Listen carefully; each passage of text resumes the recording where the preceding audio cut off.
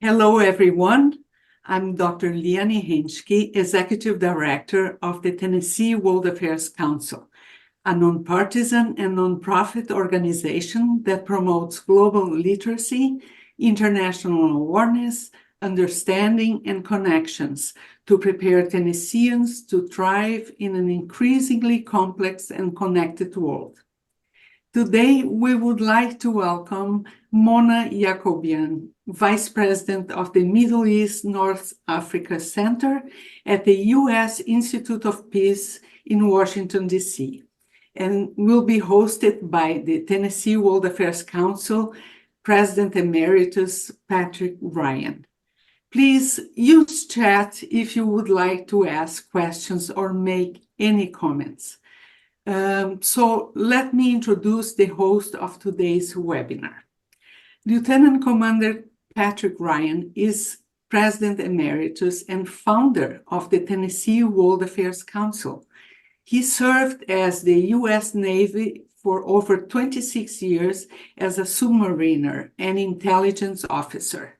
He was a specialist in Middle East affairs, residing in the Persian Gulf and working as an analyst at the Joint Staff in the Pentagon, the Center for Naval Analysis, and the U.S. Central Command, as well as numerous ship deployments in the region. In his post-military career, Ryan founded and managed a publishing business focused on the Middle East issues that was for 15 years. Welcome, Patrick. We are looking forward to Mona's presentation and dialogue with Patrick. Thank you both for being here today. I now turn it over to Patrick to introduce our guest. Thank you very much, Dr. Henschke. It's a pleasure to be here, especially with my good friend Mona Yacobian. Mona, welcome. Thank you so much. And let me tell our audience a little bit about you before we get started. Mona Yacobian is Vice President of the Middle East and North Africa Center at USIP, the U.S. Institute of Peace in Washington. She brings more than 30 years of experience working on the Middle East and North Africa. Her work has centered on conflict analysis, governance, and stabilization challenges and conflict prevention. Since returning to USIP as a senior advisor in 2017, her work is focused on Syria, Lebanon, and Iraq. Additional research interests include Russia's role in the Middle East and violent extremism. In 2019, she served as executive director of the congressionally appointed Syria Study Group, which USIP was mandated to facilitate. Mona joined the U.S. Institute of Peace after serving as Deputy Assistant Administrator in the Middle East Bureau at USAID from 2014 to 2017, where she had responsibility for Iraq, Syria, Jordan, and Lebanon. Prior to joining USAID, Yacobian was a senior advisor at the Stimson Center, focusing on the Arab uprisings with an emphasis on Syria. Prior to joining Stimson, she served as a special advisor on the Middle East at the USIP, where her work focused on Lebanon and Syria, as well as broader issues related to democratization in the Arab world. From 1990 to 1998, Mona served as the North Africa analyst in the State Department's Bureau of Intelligence and Research.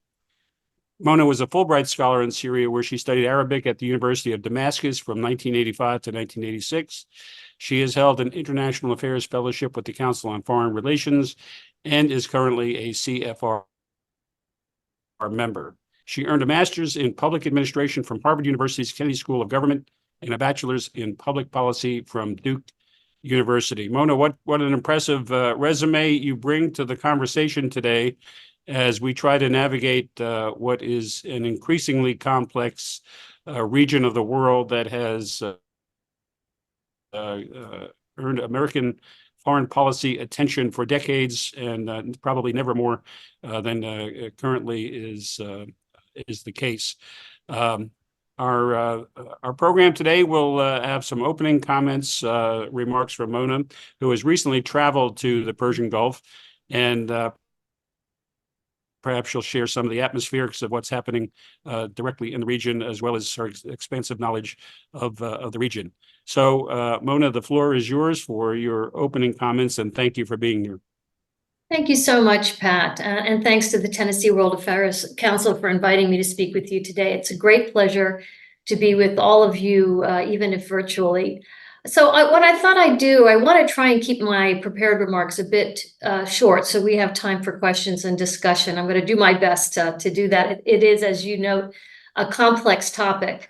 What I thought I'd do is start by providing some insights into the current conflict in Gaza, and then talk, secondly, about regional reverberations, how we're seeing that conflict reverberate across the Middle East and even more broadly.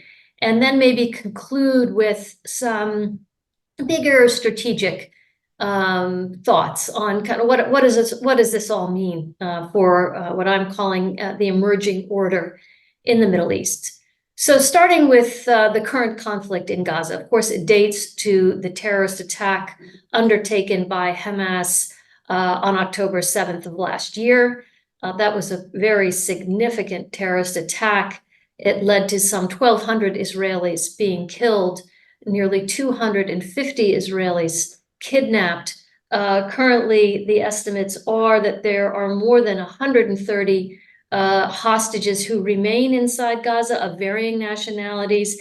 A quarter of them are believed potentially to be dead. On the Palestinian side, it's estimated that there may be 35,000 Palestinians killed at a minimum in the ensuing conflict that has now taken place in Gaza. And of course, we're seeing large displacement of Palestinians. Some 85% of the 2.4 million Palestinians who live in Gaza have been forcibly displaced as a result of the conflict. We're also seeing deepening humanitarian crisis. There are estimates that the northern part of Gaza may already be in a famine status, and that those issues are also now moving to the south, to southern Gaza. Issues with access for humanitarian aid to reach those Palestinians who are in need. There's also been widespread destruction over the past 8 months of critical infrastructure, of sanitation and health facilities. Homes and education facilities have also been destroyed. And then we've seen, just even in the past couple of weeks, intensifying operations by the Israeli Defense Forces into Gaza, and that has caused additional displacement of some 900,000 Palestinians, as estimated by the UN, many of whom have now been displaced multiple times. So these are people who have moved potentially from the north in Gaza to seek shelter and safety in the south, and now are being displaced further. So very significant conflict, really, by any measure, in Gaza itself. Let me turn now to the regional reverberations. And here I think perhaps a map, if we have, would be useful, because this is a conflict, unfortunately, that has not been contained to Gaza itself. We have seen 4 key flashpoints that have emerged as a result of the conflict.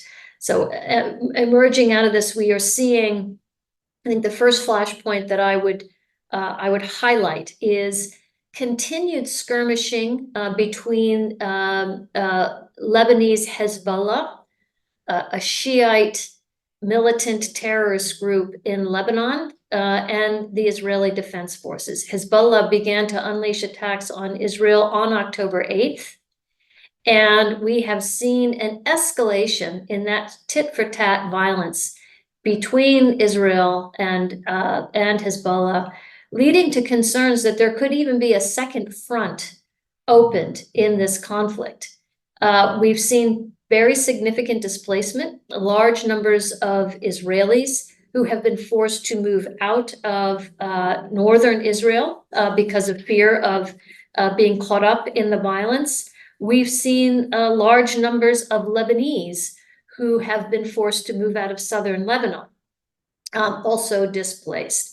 There have been civilian casualties on both sides. There have been IDF, some smaller number of IDF killed, and it's estimated as many as 250 Hezbollah militants have been killed in the violence over the past 8 months or so.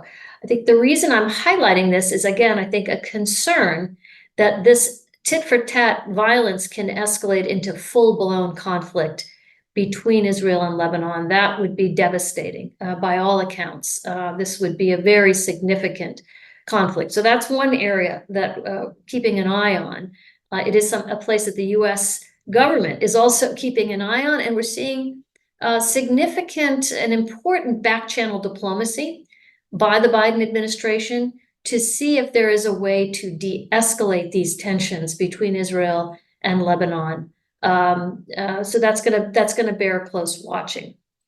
The second key flashpoint, and this is one that has led to actual direct confrontation between Israel and Iran, is in Syria. Now, Syria has long been an arena for what we would call the shadow war between Israel and Iran. Long-standing conflict between Israel and Iran that dates back years. What we've seen since October 7th is also in this arena an escalating of tensions between Israel and Iran, where, again, tit-for-tat strikes have intensified. Now, what we saw last month in April was a series of escalatory strikes by Israel in Syria. Starting on March 29th, we had a very significant strike by Israel on Syria's Aleppo governorate, killed a large number of 33 Syrians, 6 Hezbollah fighters. It was the deadliest day in Syria since October 7th. That was then followed on April 1st by the Israelis targeting a building in the Iranian diplomatic compound in Damascus. Another qualitative, let's say, escalation, because of course there's questions about what was going on in that building for sure, but a strike on a diplomatic compound is akin to a strike on sovereign territory. That was then met by the very significant response by Iran. This was the first direct attack unleashed from Iranian soil onto Israel. And that took place overnight, April 13 into the 14th of April. This was an unprecedented attack in which the Iranians used drones and ballistic missiles and even cruise missiles. The US and some of our allies played a significant role in helping to defend Israel against that. So with all of those missile strikes, and I think there was over 300 such strikes, 99% of those strikes were deterred or were stopped. And so it thankfully led to one civilian injury, no deaths, which was notable. Nonetheless, given the significance of the Iranian attack, Israel, of course, felt compelled to respond. And we saw then on April 19th that Israel undertook a somewhat limited, but nonetheless significant retaliatory strike on Iranian military targets outside of Isfahan in Iran. It was definitely a calibrated strike by the Israelis, and I think they didn't claim it directly, and I think it was really meant to signal Iran that they would not brook any further such attacks by Iran on Israel. This tit for tat between Iran and Israel has now settled for now, and we have not seen additional attacks by Iran. But I think, Pat, as we're talking about the regional reverberations and how and why this conflict in Gaza is so significant, I would certainly highlight that in the case of Israel and Iran, a Rubicon has been crossed. We are seeing now for the first time direct confrontation between Israel and Iran, and that has enormous implications for the region and for the US in particular. On this point, I would like to just highlight, in many ways, the rules of the game, this shadow war that had pertained for several years between Israel and Iran, the rules of the game have been upended. And we're in some uncharted water. Let's say it like that. I think what we're going to be seeing in the coming months is an attempt to establish new rules, to lay down new red lines, to establish new rules of engagement. The problem is, of course, that these red lines haven't been set. And in a situation such as that, there is a real risk of miscalculation on either side, either by Israel or by Iran. And it is precisely this kind of miscalculation that is concerning as an analyst watching the region, where we could see miscalculation, unintended escalation, leading to much broader conflict. So that's another area that we're watching closely. The third flashpoint is in Iraq. And here, Iraq, of course, is the home to a number of Iranian-backed militias. We saw, again, since October 7th, a number of Iranian-backed militias going after U.S. targets in both Iraq and Syria. The U.S. has a small military footprint in Syria of around 900 or so men, as well as, of course, a presence in Iraq. Since October 7th, or I guess more since November, until early February, there were some 170 attacks on U.S. targets. That's a significant increase in attacks on U.S. targets. Now, this came to somewhat of a lull following an attack in late January that left 3 U.S. soldiers dead. That attack really clearly crossed a red line for the United States. The U.S. responded forcefully, going after Iranian and Iranian-backed targets in both Syria and Iraq, with some significant strikes in early February. And since that time, we have not seen further targeting of U.S. forces. But again, all of these things bear watching. We don't know how things will evolve over time. And the last flashpoint for colleagues that are still following me is in the Red Sea, the fourth flashpoint. And this is where we've seen, again, in response to October 7th and the ensuing conflict in Gaza, the Houthis, which are a Yemeni rebel group with some ties to Iran, undertaking attacks in the Red Sea.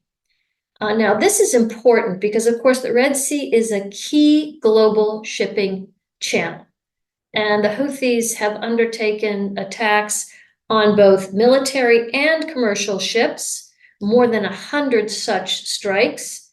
It's had significant impact on shipping in terms of both costs and timing. Many ships that normally would have passed through the Red Sea, through the Suez Canal, are avoiding the Red Sea and instead have to go all the way down and around the Horn of Africa. This adds significant time and expense to shipping, and it's having a real impact, including on American businesses.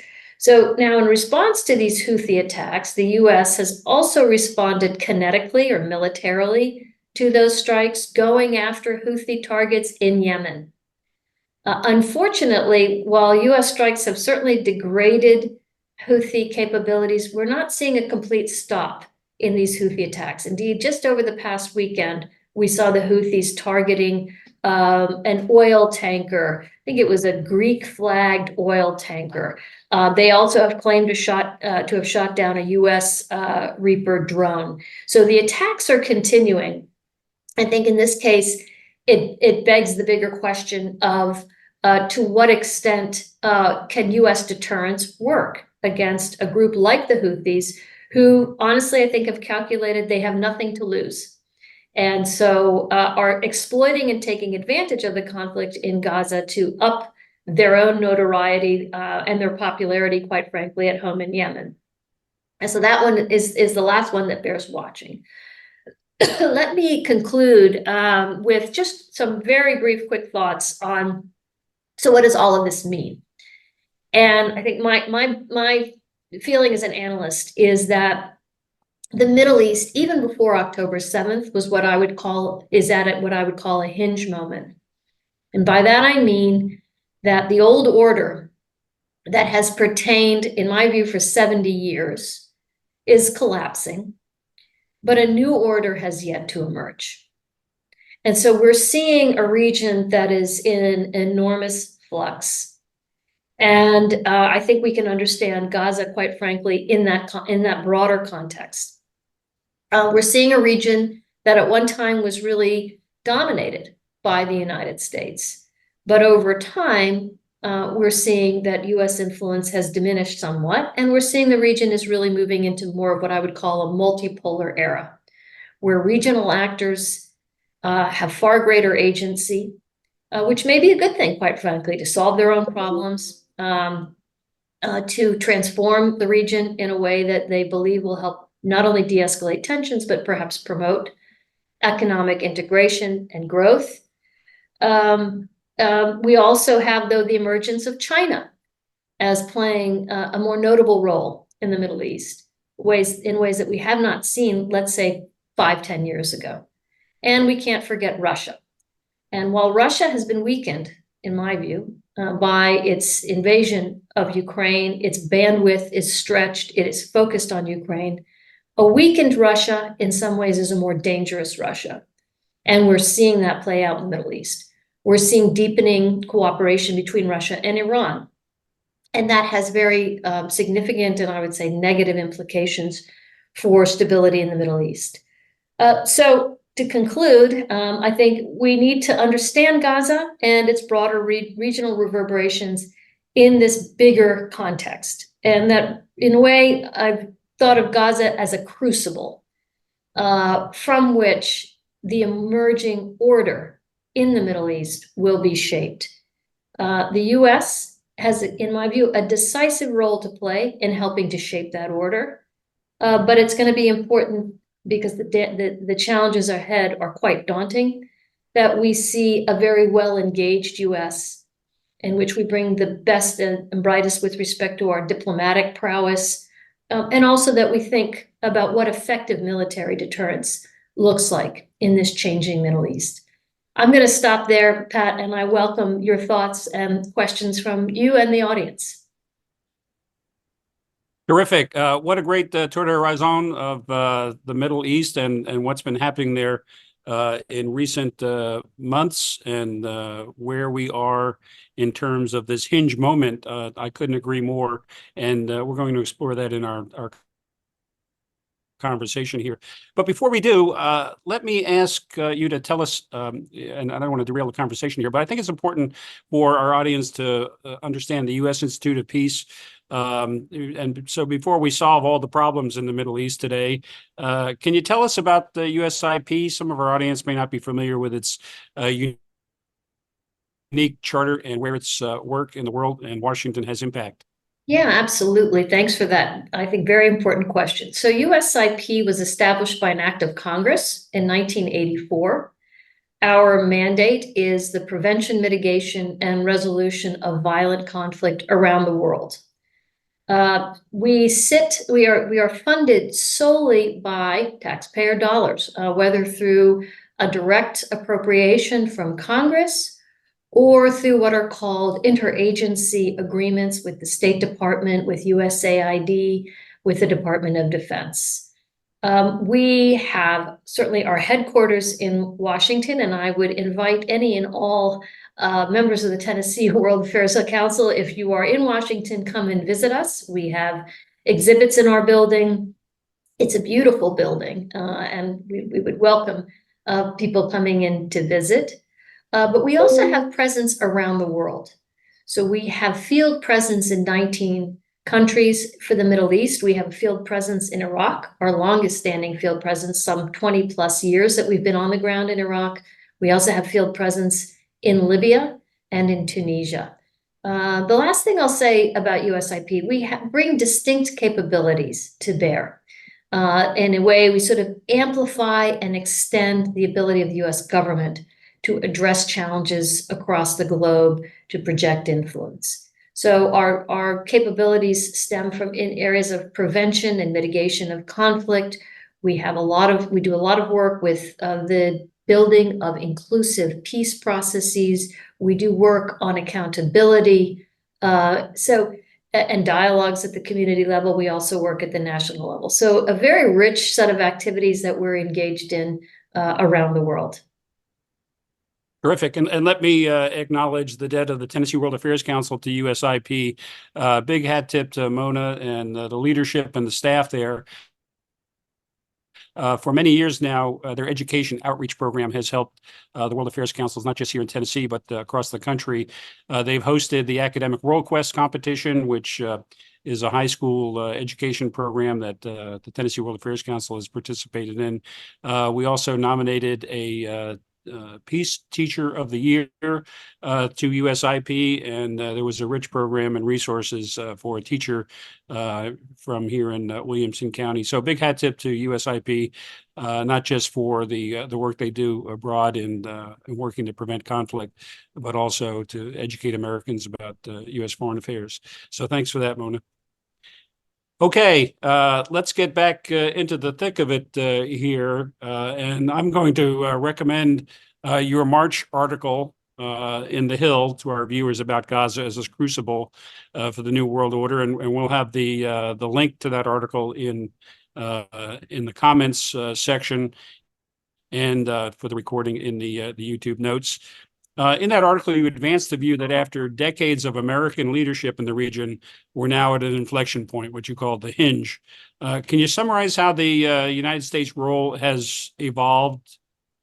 Yeah, I mean, I think, depending on how far back you want to go, I think you could go back as far as 70 years when the US really started to emerge on the world stage, of course, after World War II, and was playing a preponderant leadership role across the globe, including in the Middle East. But at a minimum, we could go back 20 years, right? We're following US big footprint military interventions in the wake of 9/11 in both Iraq and Afghanistan.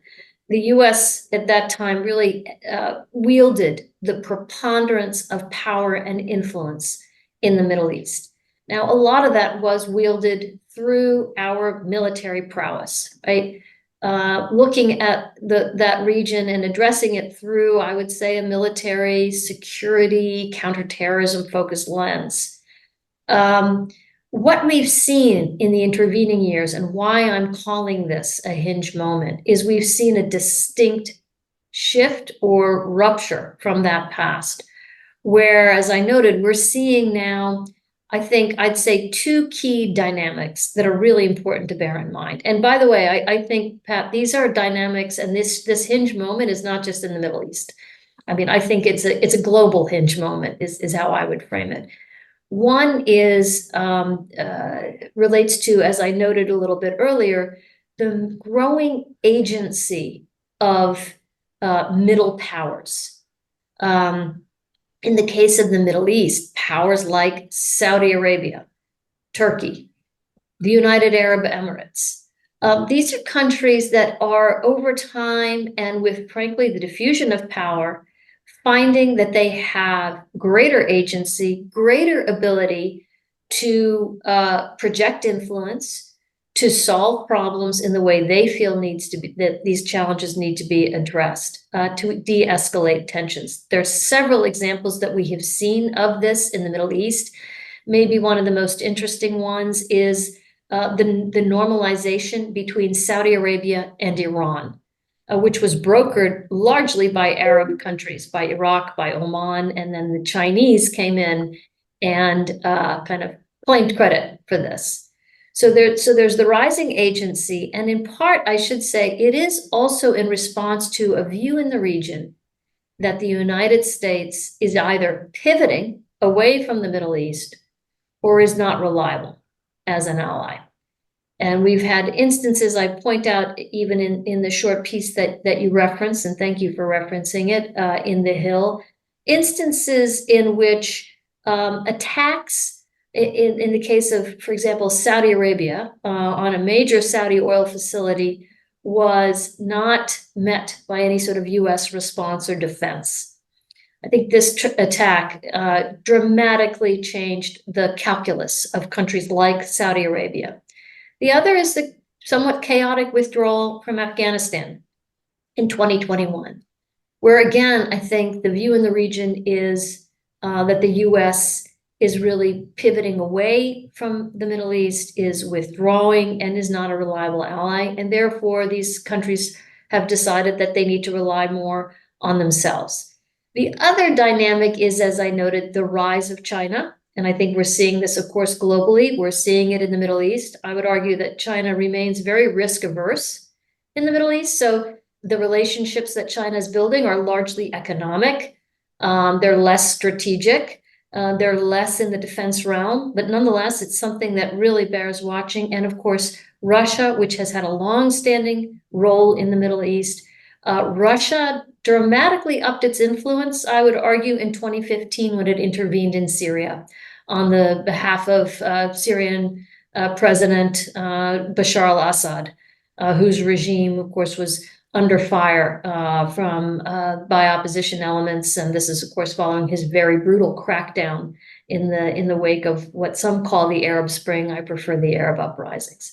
So I think it's the confluence of all of those dynamics that's leading to this dramatic shift in the region, and we have yet to see who's going to shape the trajectory of the region going forward. What will it look like?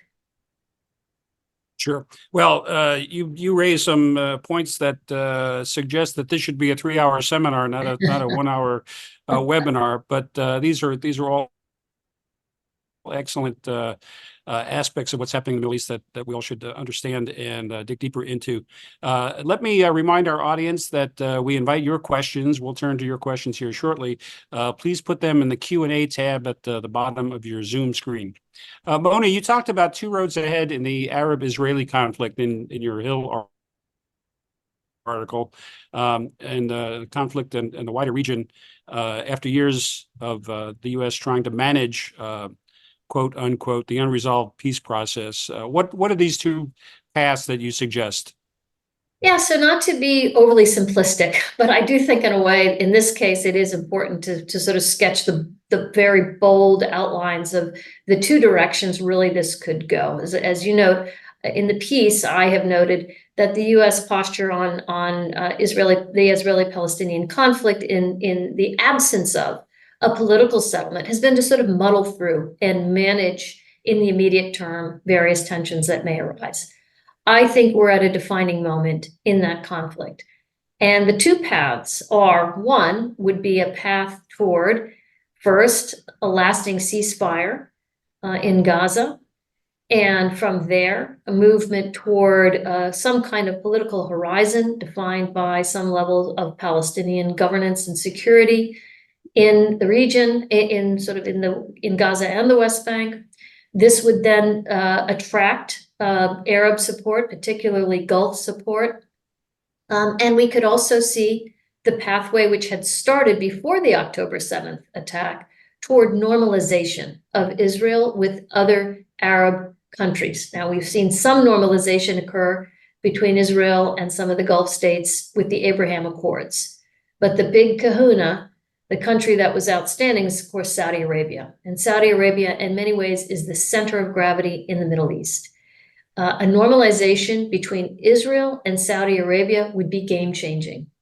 And I think, particularly if undertaken in the context of a broader political settlement to this festering, now very dangerous Israeli-Palestinian conflict, I think there we are. We've sketched the outlines of a very positive trajectory toward greater peace and stability in the region, toward economic integration in the region, and frankly, toward diminishing the influence of spoilers, like terrorist groups such as Hamas and its patron, Iran. So that's one path. The second path, the path that I think we would hope to avoid at all costs, is a path of unresolved conflict in Gaza, and maybe even spreading conflict. I noted 4 different flashpoints where we could see this conflict erupt on Israel's northern border with Lebanon. We've already witnessed direct conflict between Israel and Iran. The fear of this second path of unresolved conflict would be one of broadening conflict, of region-wide conflagration. Perhaps the West Bank erupts, that level of conflict then leads to growing disaffection across many Arab populations, potentially growing radicalization, and also feeds countries like Iran and its proxies who benefit from, who get oxygen from the disaffection of local publics. That would be the negative path that honestly I'm fearful that we could be tending towards. I think as evidence of the complexity of the region and these problems that we're all seeking to tackle is evidence that just in the last 3 days we've had, you can't use the word cataclysmic anymore in relation to the Middle East, but certainly some news events that have really shaken our approach to the region. We've seen the death of the president of Iran and the foreign minister of Iran in a helicopter accident. We've seen the king of Saudi Arabia be hospitalized, and the de facto ruler, Crown Prince Mohammed bin Salman, cancel a trip to Japan, suggesting that the 88-year-old sovereign there could be in health trouble, as he has been for 20 years or so. And we've seen the International Criminal Court prosecutors seeking to bring charges against the prime minister and defense minister in Israel for the alleged policy of starvation in Gaza. The horrible attack in Israel in October has given way to the daily humanitarian catastrophe that is life for Palestinians. And this refers to the ICC allegations. And the USIP and you, by profession, have worked for humanitarian purposes. But can you help us understand the magnitude of the humanitarian crisis that is present in Gaza every day?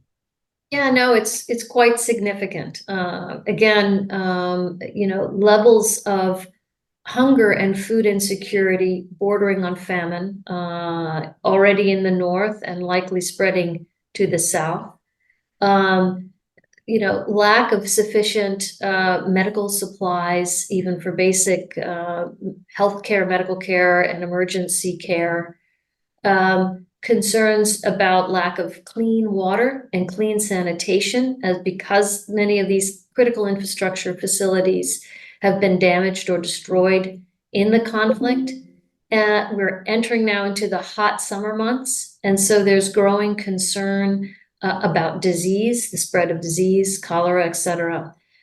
We've seen large numbers of civilians killed. We've seen children orphaned. And this is concerning because now we're talking about affecting a generation perhaps or more. And so the humanitarian crisis in Gaza is very significant. I think it's really it's pretty difficult to underestimate just how or overestimate just how significant the stakes are.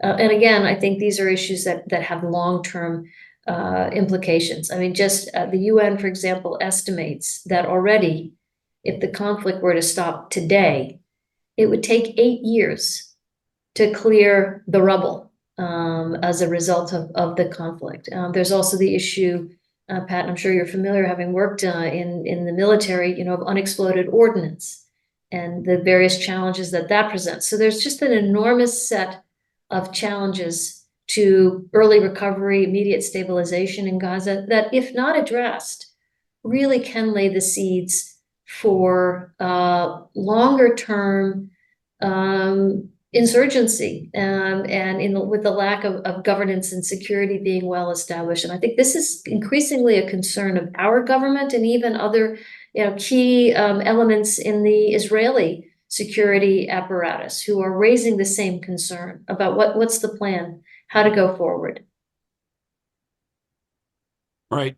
You touched on the involvement of great powers in the region, and American dominance in the region has given way to a number of these actors their new involvement and in interest. And we've seen China and Russia over the years becoming more interested in what's happening in the Middle East.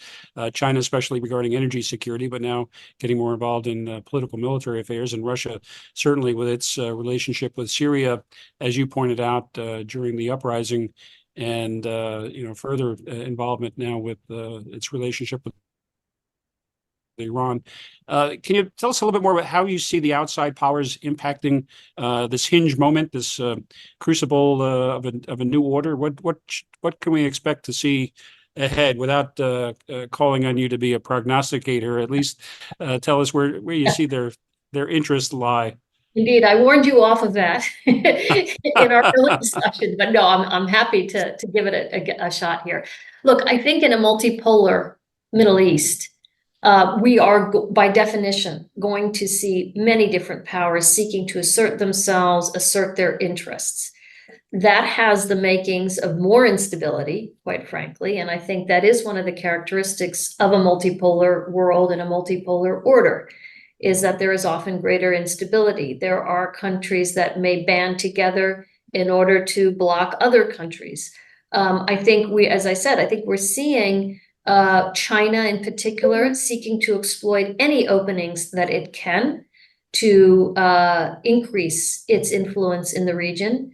We're seeing Russia not only hold on to what it has, but we're also seeing, again, as a result of Ukraine, interestingly, we're seeing a deepening Russian presence, for example, in Dubai, part of the United Arab Emirates. Why is that? Because there are significant sanctions that have been leveraged against Russia as a result of its invasion of Ukraine. And we're finding that the Russians are going where they can to seek safe haven, where they can go to evade sanctions. Unfortunately, one of the countries that is allowing that to go on is the United Arab Emirates. And so we're seeing a deepening Russian presence there. So there are all kinds of, frankly, unpredictable dynamics, I think, that have been set loose as a result of all the different changes going on, not just in the Middle East. I think it's a good moment for me to underscore just how interconnected the world is. And so we have all kinds of knock-on effects of Russia's decision to invade Ukraine and ways in which that is reverberating into the Middle East. And so these are the kinds of things I think we're going to have to keep an eye on, and I think that are going to demand that the US have a much more diverse set of tools to address these challenges. These are challenges that cannot be addressed, in my view, by military means alone. And indeed, I would argue it's really going to be diplomatic skills, creative problem solving, US smart and soft power that really have, I think, a very important role to play in a multipolar Middle East. Beyond the external actors in the area, and you point out that the U.S. does need to develop better tools. The United States has been accused over the years of double standards and dealing with one party or another. But the regional actors, and in your article, you talk about beyond Israel and Palestine, Saudi Arabia, the UAE, as you just mentioned, and Turkey, who have a greater, what you call, quote, a greater sense of urgency, agency, unquote, for regional developments to solve their own problems. Can you talk a little bit about how these middle powers are impacting this hinge moment, this new order evolution? Well, I actually don't think urgency was a misplaced word either, because I think that they do have a sense of urgency to shape the trajectory in a way that advances their own interests. And so they are seeking, these countries, opportunities to project their influence, to shape solutions in a way that advance what they believe to be in their own interest. And we're seeing that in a way that can be transformative across the region, both for the positive and the negative. So on the positive side, you have something like the Abraham Accords, which was, of course, put forward by the Trump administration, but very much welcomed by countries like Bahrain, like the UAE, like Morocco, who signed on to them, because they saw a benefit to normalizing with Israel, to broadening their economic ties. There are also some shifts and transformations that are not positive for US interests. And here I would note the normalization with Syria's Bashar al-Assad, who had been ostracized and isolated by the region at the US's instigation and at the US urging because of just how brutal a dictator Assad is. But what we've seen over time is the region making their own decisions that, you know what, isolating isn't working for us. So now we're going to normalize. And so a decision was taken a year ago to readmit Syria to the Arab League. We could have a whole nother session on that whole question. And here I think some of the Arab countries may have buyer's remorse. They're not getting an answer to some of the problems that are emanating from Syria, whether it's drug trade, whether it's what to do with Syrian refugees who have been hosted by neighboring countries now for well over a decade, whether it's about Iran's growing influence. But I think what we're seeing is that what we're watching is the ways in which countries in the region in particular are asserting their agency, asserting their power to shape the trajectory of the way the region goes to advance their own national interests. Well, you talk about another webinar. I've already written down 7 or 8 topics that we'll have you back for. You've opened quite a list of the things that we need to explore more. But let me ask, one of the overarching narratives in the region has been the adversarial relationship between the United States and Iran since 1979. How does this affect American policy objectives in the region, and what other issues are on the minds of those you spoke with in your recent visit to the Gulf in terms of the Iranian hegemony in the region? Great concern about Iran's hegemony, about Iran's nuclear ambitions, for example, something else that we haven't quite touched on. Right. About the role that Iran is playing in leveraging non-state actors, leveraging proxy groups like Hezbollah, like some of these militias in Iraq.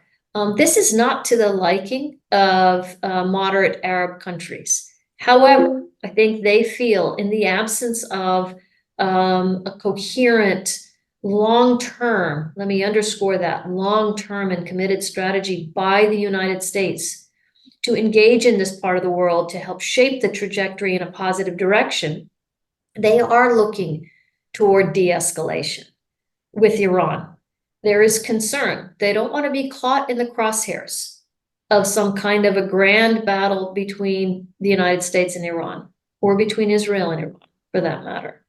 And so I think what we're seeing is a mix of response in the region. On the one hand, trepidation about Iran, about the role it's playing, about how Iran is trying to shape the trajectory of the region from the crucible of Gaza.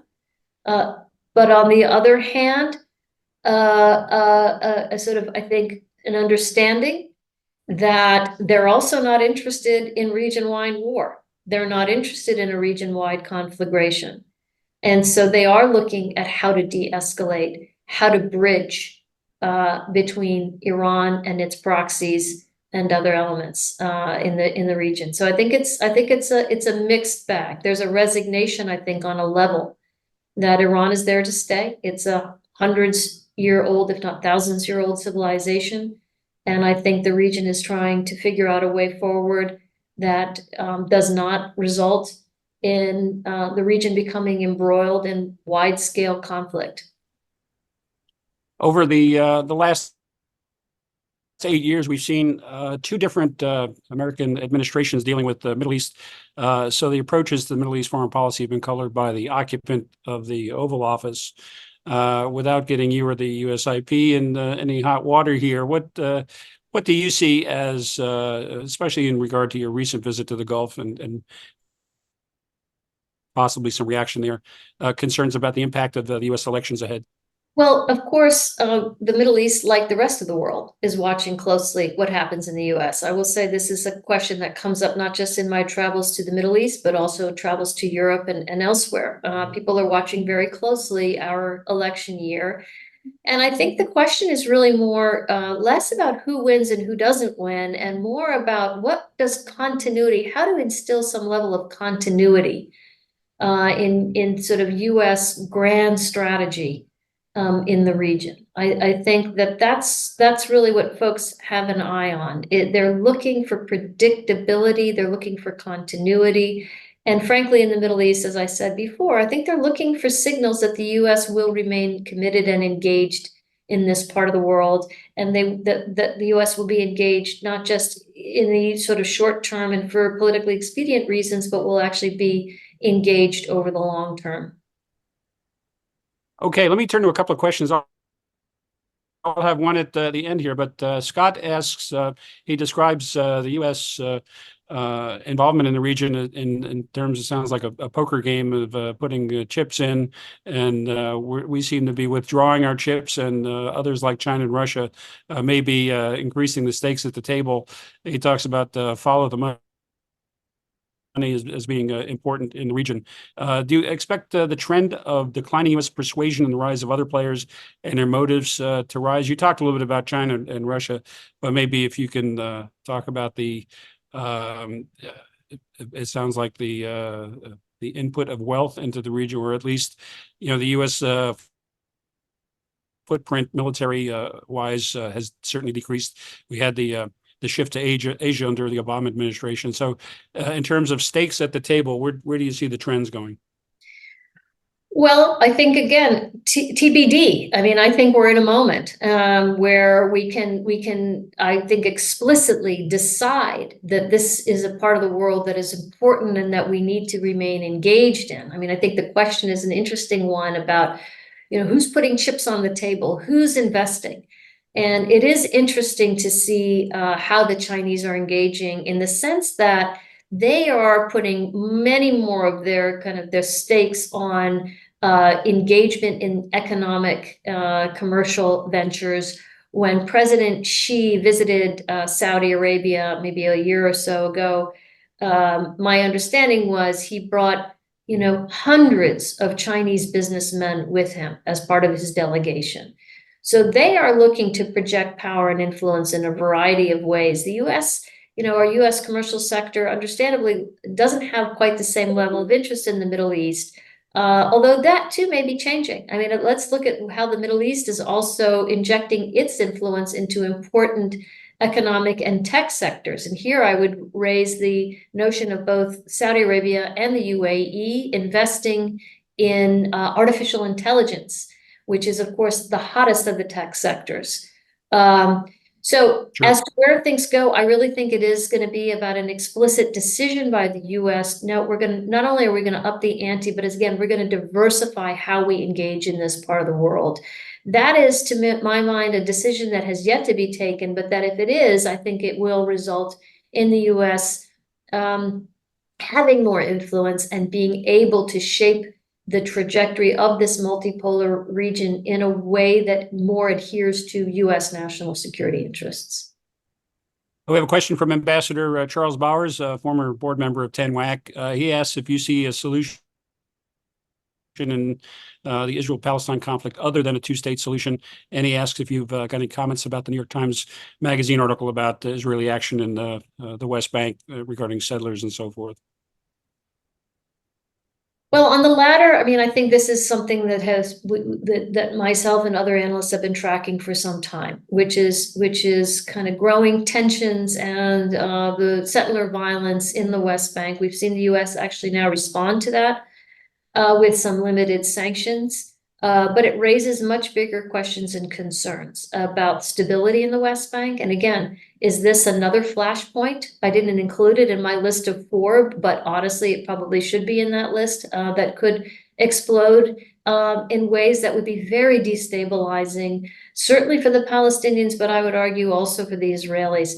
Look, in terms of, are there other solutions? And this is not an area than a two-state solution. This is not an area that I have focused on deeply. I know I've had colleagues at USIP who have looked at things like confederation and what does that mean. Look, ultimately, in my view, some kind of political horizon that allows for Palestinian expressions of governance and something akin to statehood is going to be critical to help put this conflict on a path toward long-term settlement. What exactly that looks like, what are the contours, not clear, but a two-state solution has for decades been a cornerstone foundation of US policy with respect to this particular conflict, and probably with good reason.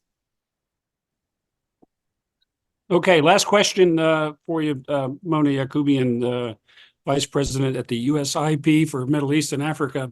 What are the top 3 items on the Middle East to-do list for Secretary of State Mona Yacoubian? First of all, I would advise Mona Yacoubian not to step into that role. But I look, the list is long, but I think if I were to pick 3 key items that really should be a focus and priority for the United States in the Middle East, the first would be completing this Hail Mary pass, which is putting the Israeli-Palestinian conflict on a trajectory toward a political settlement with a political horizon, and that features as well broader normalization between Israel and Saudi Arabia. That to me would be gold if it were achieved, and would be significant. The second on the list is to keep an eye on Iran, and in particular Iran's nuclear ambitions and where that is going, because my fear is that that has also, though as critical as it is not achieving the attention that it needs. And the third, I think, would be something related to, again, this kind of paradigm shift that I think is needed for US policy on the Middle East, in which we diversify our engagement in the region. We invest heavily in diplomacy, in creative problem solving, in revitalizing US soft power and influence in the region as a critical way forward in a multipolar Middle East. Okay, Mona, it's been a great delight to talk with you today and to hear your insights and perspectives on what's going on, and also just to have time to chat with you. So I'm going to turn this over to Dr. Liani Henschke, our Executive Director at the World Affairs Council, with my thanks to you, Mona, and USIP for all you do. Thank you so much. It's been my pleasure as well. I've really enjoyed the conversation. Thank you, Mona, for your outstanding presentation and for the dialogue with Pat. You raised issues that related to our interconnected world and how knowledgeable we need to be about different events and the impact of those events to the U.S. Also about the role of the U.S. in working towards peaceful solutions in the Middle East. So important. Thank you so much. Thanks to our participants today. We really appreciate you being here with us. So the program will be archived and available on the Tennessee.org, TeenWalk.org soon. As we continue the Council's program, we will have one more webinar coming up in June. To be announced. Please find more information on teenwalk.org. And also consider becoming a member and supporting us to carry out our mission. Thank you all, and goodbye for now.